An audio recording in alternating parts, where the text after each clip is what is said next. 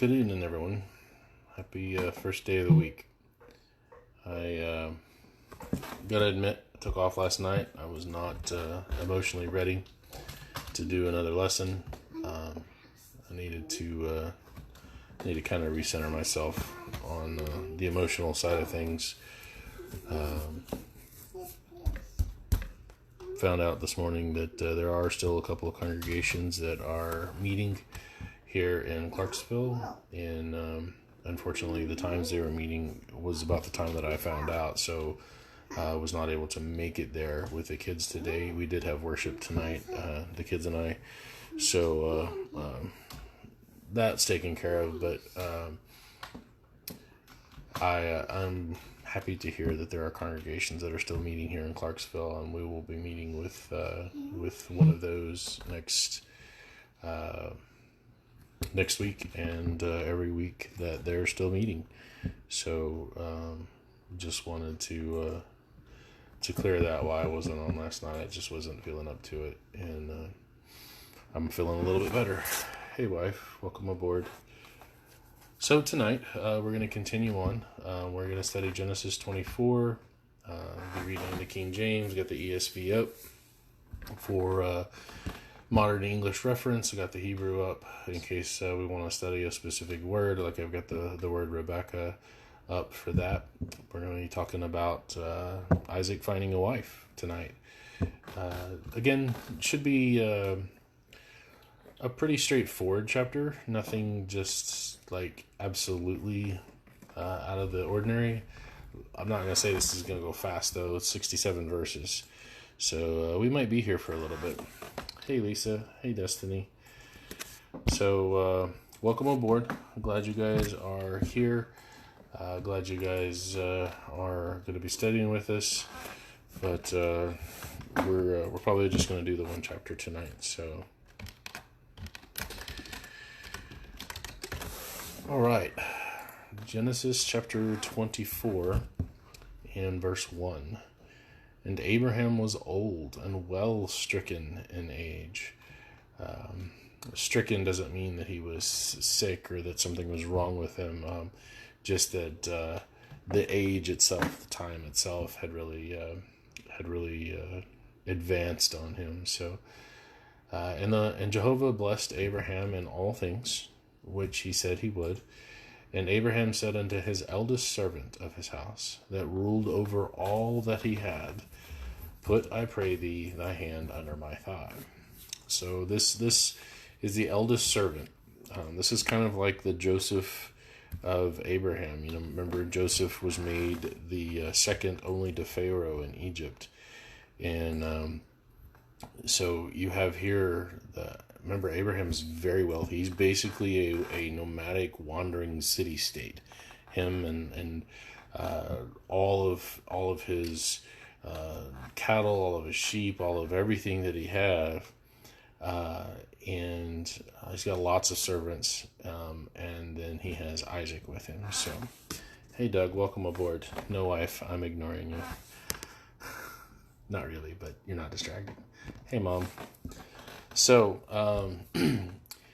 I looked at this idea of putting the hand under the thigh. We see it several times here in Genesis. It kind of falls away. I don't see it after this that I can recall, although I didn't do an extensive search on it. But the idea of putting the hand under the thigh, or him sitting on the servant's hand, was just a kind of a sign of authority.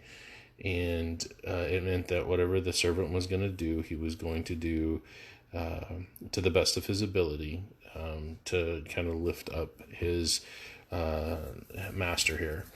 And so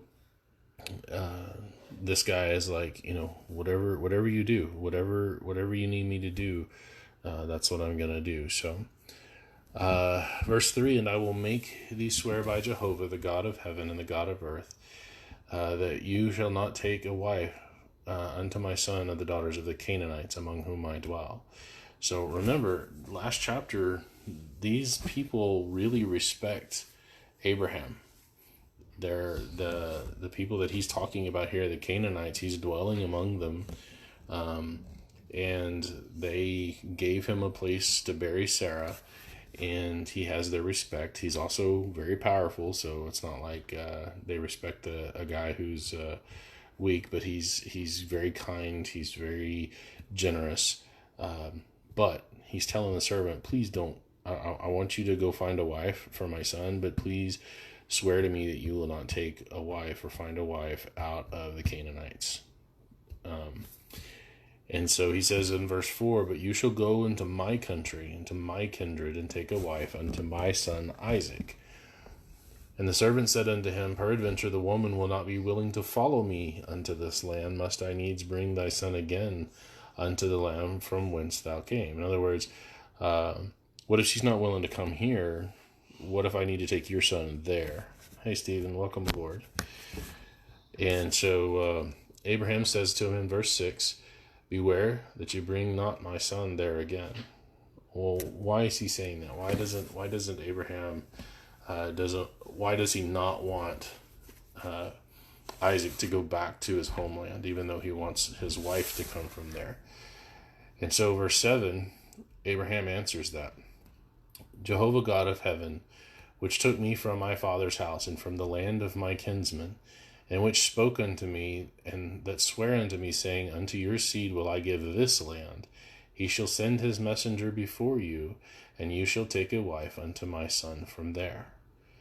And if the woman will not be willing to follow you, then you shall be clear from this my oath. Only bring not my son there again. Okay, so God has spoken to Abraham, and God has said, don't get a wife for your son from the Canaanites. You need to get a wife from your kinsman back home. And he says that this is the oath that you're going to swear. And if you can't find somebody that's willing to come back with you, then you will be freed from your oath. Okay, so pretty cut and dried. And the servant, that's a reasonable request. Don't stay there and don't come back without a wife. That would be pretty hard. But, he says, if you can't find anybody, and this is the guy that he trusts over his whole household. So this isn't going to be a guy who goes there, looks around for 5 minutes, didn't find anybody, and come back. He's going to give it. Hey, Paul, long time no see. We're studying the book of Genesis. So welcome aboard. So Abraham is trusting this servant to go through with it, and the servant is trustworthy, and he is going to complete the task to the best of his ability. And so there's a lot of trust that's going on here. This guy is going to find a wife for this essentially only begotten son of Abraham, this unique son, the son of promise. So this is a big deal. This is not just some guys talking and they're just random, and there's a lot more consequence about what's going on in here than just a guy asking another guy to go find a wife for his son. So, verse 9, and the servant put his hand under the thigh of Abraham his master, and sware to him concerning that matter. And the servant took 10 camels of the camels of his master, and departed, for all the goods of his master were in his hand. And he arose and went to Mesopotamia unto the city of Nahor. Right. Exactly so. Hey, Mitchell, welcome aboard. We're studying Genesis. Things are good. Not so fear-oriented where I'm at. Living life, enjoying time off to spend with the kids and get some things done. So very excited about that. But right now we're studying Genesis 4. So, Brian, yeah, that's exactly right. If somebody's sitting on your hand, it's gonna be really hard for you to attack them, I think is kind of what you're saying. And it's a sign of submission. So, hey, Buck, cool. Lots of people coming on tonight. So anyway, the servant's going to take these 10 camels, and he's going to go to Mesopotamia unto the city of Nahor. Now, if you remember, who is Nahor? Nahor is Lot's brother, dad. Nahor is Lot's, I think that's right. was Abraham's brother is Nahor. And so he's going to the land of Abraham's kinsman. And hold on, I want to make sure I'm saying that right here, because I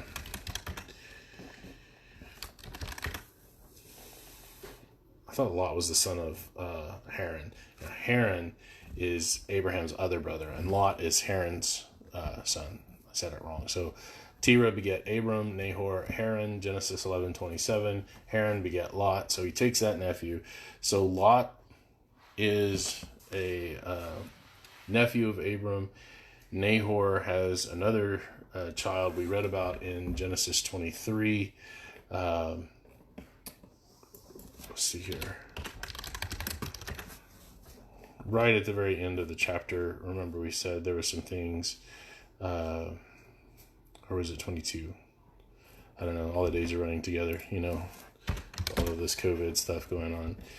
So, yes, 22, at the end of the 22, he got a messenger. It says, behold, Milcah has borne children unto your brother Nahor. So this is, I'm guessing the way that they're listed, Nahor is just the brother just younger than Abraham, and then Haran is the youngest. And so he bears Huz, Buz, Kemuel, Chesed, Hazo, Pildash, Jidlaph, Bethuel, and Bethuel beget Rebekah. So Rebekah is the granddaughter of Nahor, which would make her the grandniece of Abraham, if that makes sense. So she's a second cousin. So the family's kind of spreading out here too. So a lot of people are kind of going ew about the whole Abraham marrying his half-sister, but Isaac's going to be marrying what is that, a third cousin now? So it's his Isaac's uncle's granddaughter is essentially where we're going with this. Hey, Bobby, welcome aboard. All right, so we got all that straight. Man, the genealogies get kind of crazy sometimes around here. So he goes to Mesopotamia, to the city of Nahor, and he made his camels to kneel down without the city by a well of water at the time of the evening, even the time that women go out to draw water. So he brings these 10 camels. He's outside the city.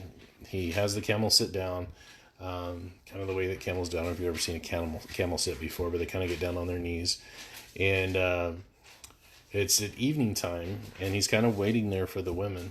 And he asks God for help. In verse 12, he says, Jehovah God of my master Abraham, I pray you, send me good speed this day and show kindness unto my master Abraham.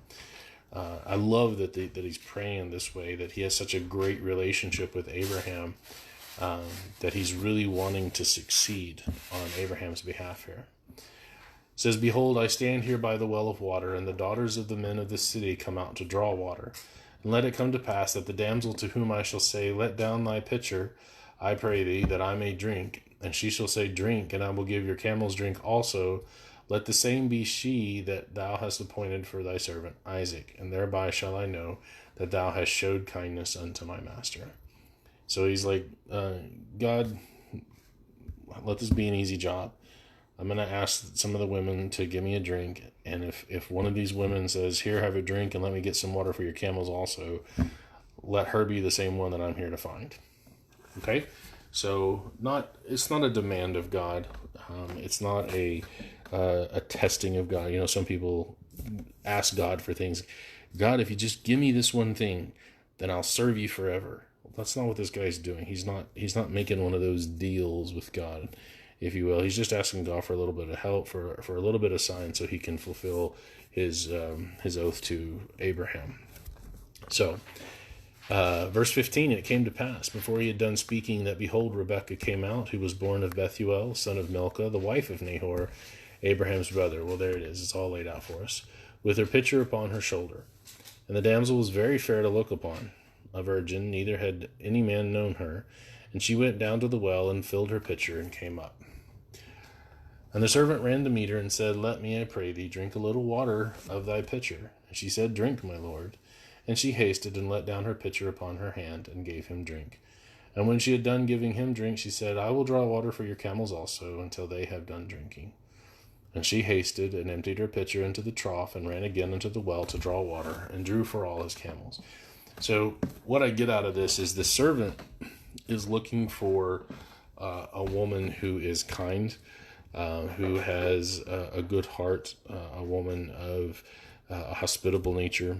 And the conditions that he sets, that he asks God to help out with a sign, are ones that would let him see just what kind of woman he would be bringing back for Isaac. So there's a specificness to it. So, and indeed, Rebecca is very much like this. So, and it came to pass, as the camels had done drinking, that the man took a golden earring of 1/2 shekel weight, and 2 bracelets for her hands of 10 shekels weight of gold, and said, Whose daughter are you? Tell me, I pray thee, is there room in thy father's house for us to lodge in?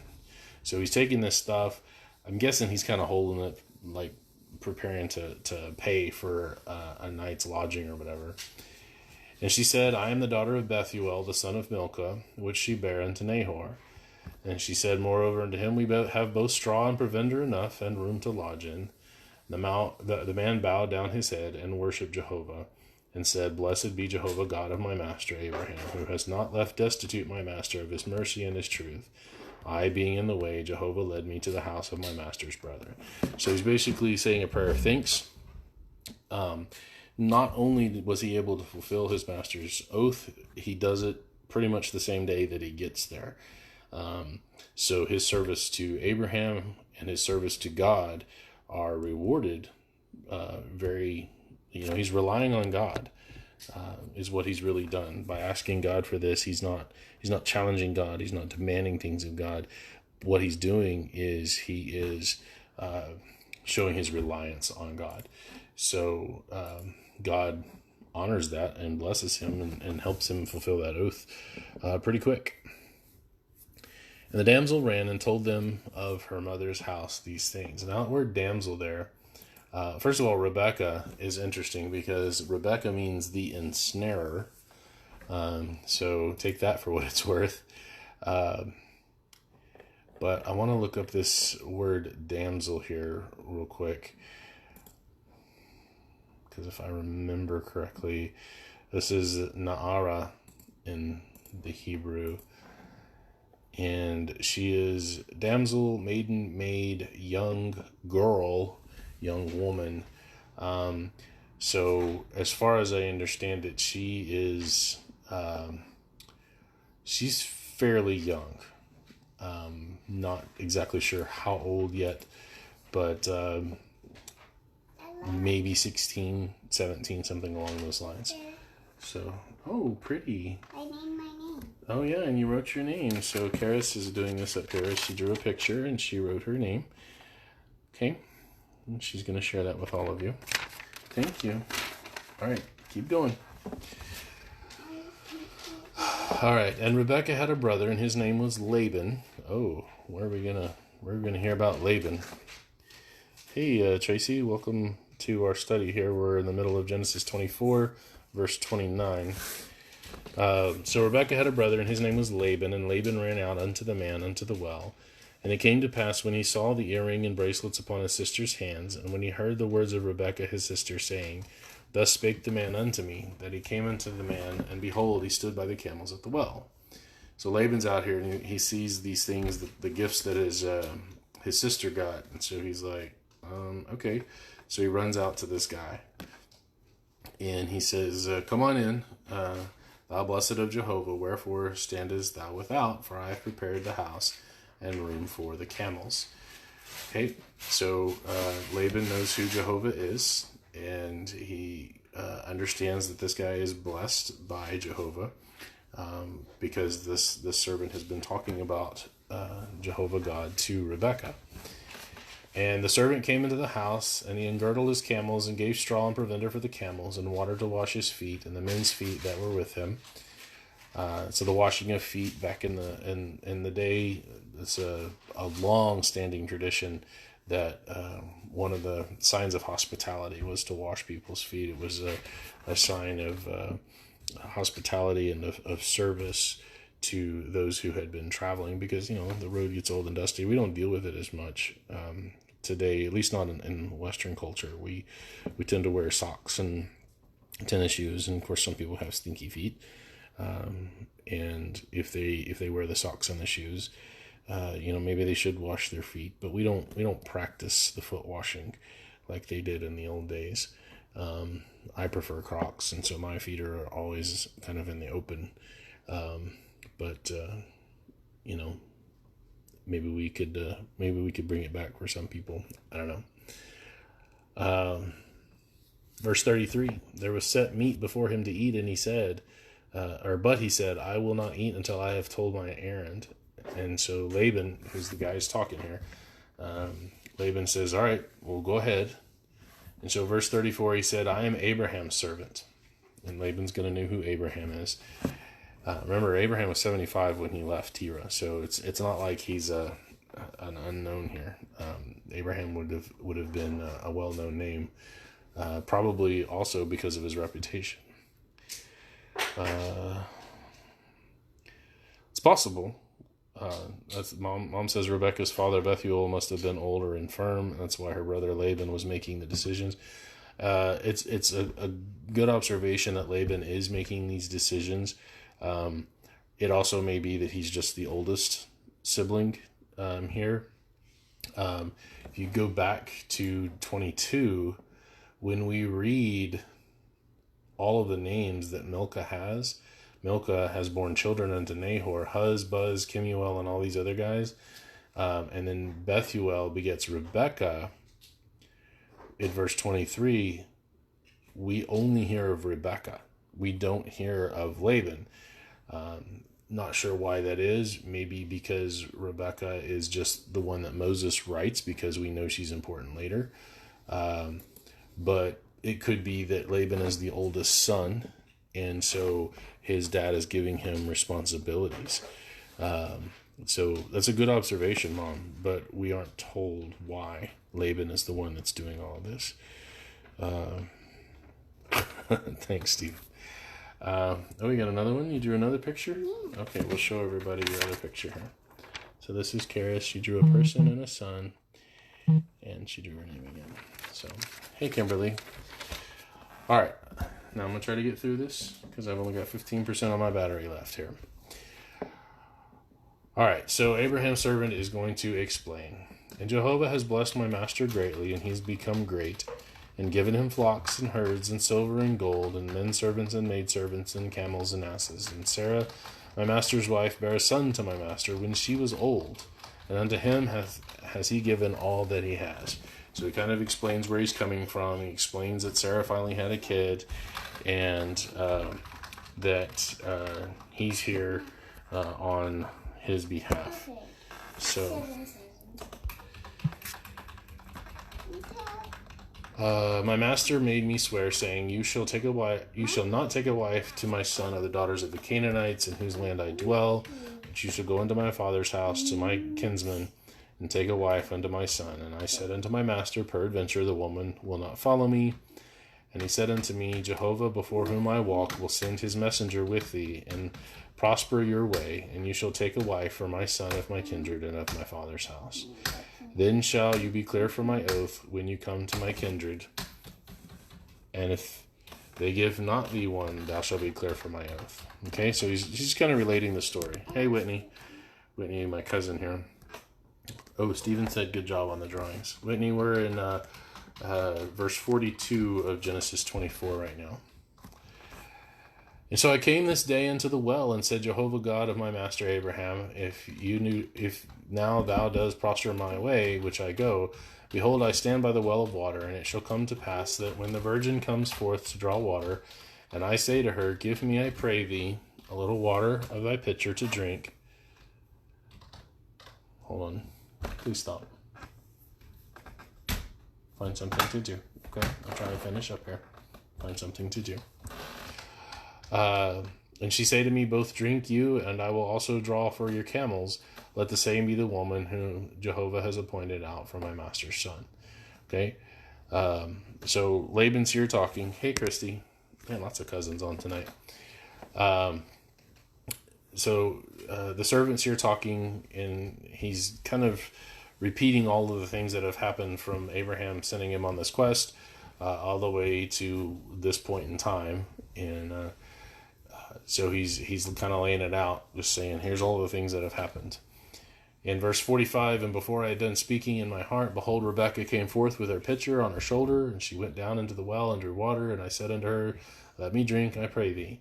She made haste and let down her pitcher from her shoulder and said, drink, and I will give your camels drink also. So I drank, and she made the camels drink also. And I asked her and said, whose daughter are you?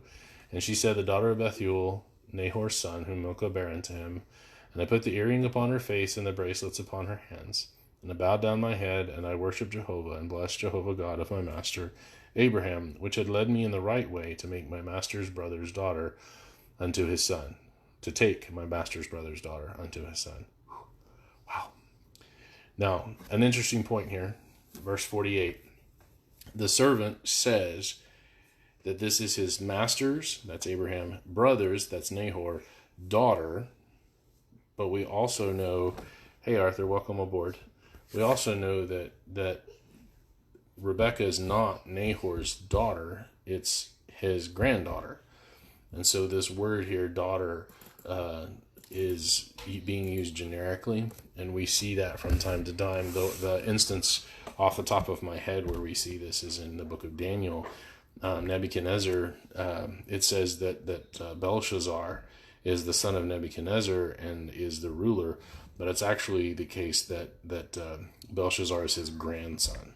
So a lot of people who are trying to say that the Bible has errors in it, that there's inconsistencies and contradictions, will go to Daniel, and they'll say, historically Nebuchadnezzar had a son named, I think it was Nabonidus or something like that, and then you have Belshazzar was his son, so that's his grandson, and so it's wrong. But the reality is that's just the way they spoke, and there's a lot of times where we have descendants called daughter or son when they're actually just a male or female grandson or granddaughter, or sometimes even a nephew and a niece. And so it's not a contradiction, it's just the way they referred to each other. So, all right, verse 49, and this is the servant still talking to Laban. Now if you will deal kindly and truly with my master, tell me, and if not, tell me, that I may turn to the right hand or to the left. Then Laban and Bethuel, so Bethuel is there. Jesus is the son of David. Yes, exactly so. Great example, Stephen. Jesus is the son of David. What is that? How many generations removed? 10 generations, 10 generations, and then 10 generations, something like that. 3 sets of 10. So many times removed, but he's definitely the son or the descendant of David. But Laban and Bethuel are both there and answering and say, the thing proceeds from Jehovah, we cannot speak unto thee bad or good. In other words, it's not for us to decide. That's God's the one speaking. So it's not our choice. Behold, Rebekah is before you. Take her and go, and let her be thy master's son's wife, as Jehovah has spoken. And it came to pass that when Abraham's servant heard their words, he worshipped Jehovah, bowing himself to the earth. So Rebekah is right there, and there is a cultural disconnect here. A lot of people are going to be, well, what does Rebekah have to say about this?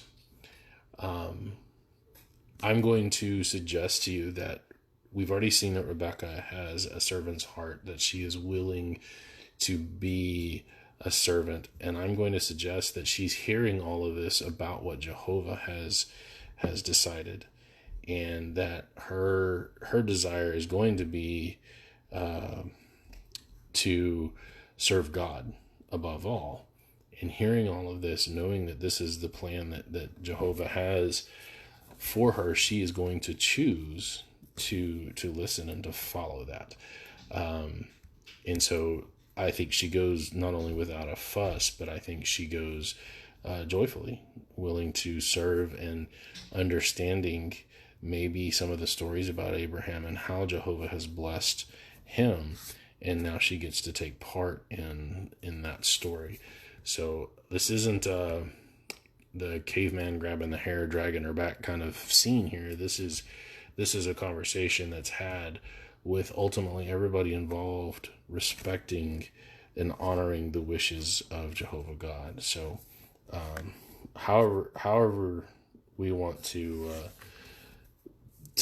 look at this, we need to kind of consider those things and try to understand that it's not a mean, forceful kind of way here. So hey Ryan, welcome aboard. We're studying Genesis chapter 24 before my battery runs out here. And so we are in verse 53. And the servant brought forth jewels of silver and jewels of gold and raiment and gave them to Rebekah. So that's what the camels were for, apparently. He gave also to her brother and to her mother precious things. So brought some gifts for everybody. And they did eat and drink, he and the men that were with him, and tarried all night. And they rose up in the morning, and he said, send me away into my master. So he stayed all night. Tarry doesn't mean that he stayed up all night, but he was there. They had a feast, and then he stayed the night with them. And then he said, send me away to my master. And her brother and her mother said, let the damsel abide with us a few days, at least 10. After that she shall go. And he said unto them, hinder me not, seeing Jehovah has prospered my way. Send me away that I may go to my master. And they said, we will call the damsel and inquire at her mouth. And they called Rebekah and said, will you go with this man? And she said, I will go. So the mom and the brother are like, give her 10 days. She's going to be going away from us, and we're not going to see her again, at least not for a while. Let her stay at least 10 days and kind of say her goodbyes.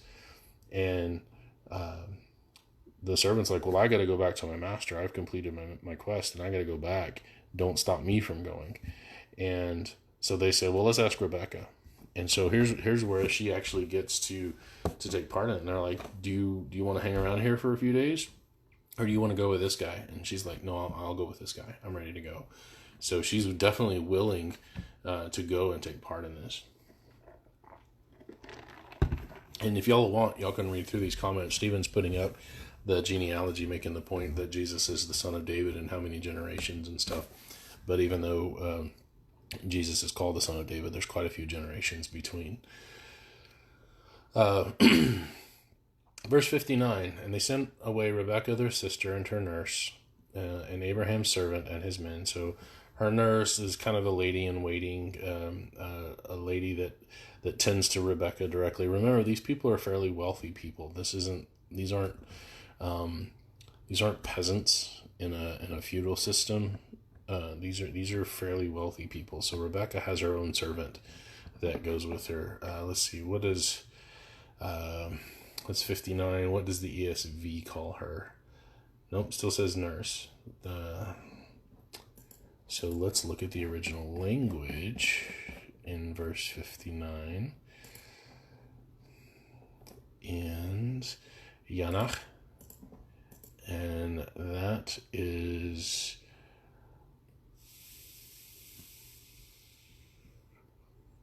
so this is the wet nurse, essentially.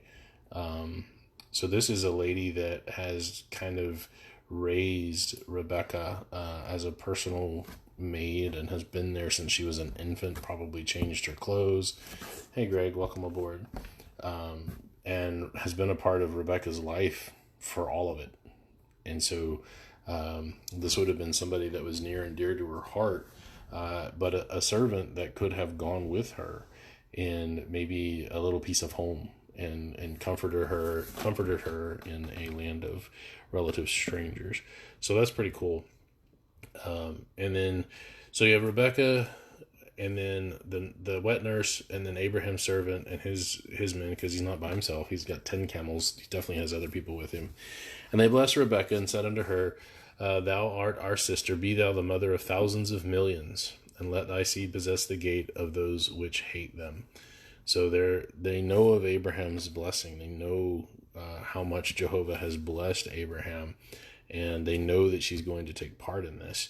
And so they're like, go be the mother of millions, go be a partaker in this blessing, and let your seed, let your offspring possess all of this land that has been promised unto Abraham.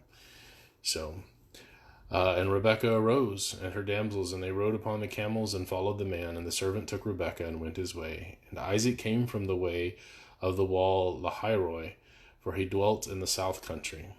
And Isaac went out to meditate in the field at the eventide, and he lifted up his eyes and saw, and behold, the camels were coming. So he's out doing his thing, out meditating. It's twilight, sun's going down. He lifted up his eyes, and he sees these camels.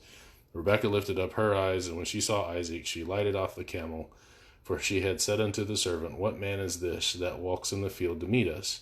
And the servant had said, It is my master. Therefore she took a veil and covered herself. And the servant told Isaac all the things that he had done. And Isaac brought her into his mother Sarah's tent, and took Rebekah, and she became his wife, and he loved her. And Isaac was comforted after his mother's death. So apparently, Sarah's gone.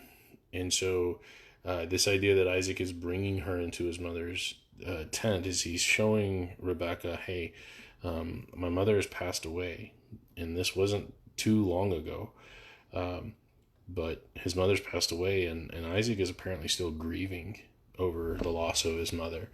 Remember, she was very old when she had him, and from her, Isaac has no siblings. And being raised an only child, you can kind of imagine what he must have felt at the loss of his mother. And so Rebekah comes, and he knows the story. He knows what's going on. And here, this pretty good-looking girl shows up. She comes out to meet him, and they hit it off, and he loves her, and they are married, and he doesn't feel the loss anymore. That void gets filled. So a pretty cool little story here. We don't really get that much about Isaac. For me, growing up, Isaac was always the guy in between Abraham and Jacob. Abraham is where it all started. Jacob is where everything kind of exploded and all the action was, or whatever, with the 12 sons and Joseph and all of the craziness that went around leading up to the end of Genesis. But Isaac just gets a few chapters here, and doesn't really do all that much himself, other than give us Jacob and Esau. So I like this story. I like that he loves Rebekah, but there's not too much depth that we have to worry about in this chapter. So thank you for joining me. We will continue on maybe tomorrow, probably tomorrow, with chapter 25, maybe 26 if 25 is not a long chapter, and I have time. So appreciate you coming on board, and hope you guys have a wonderful week this week, and don't be afraid of all this nonsense that's going on. It's not a big deal. Everybody's making it a big deal, and it's not nearly as big as what the media is making it out to be. So trust God, put your trust in God, and things are going to work out. So y'all have a good night.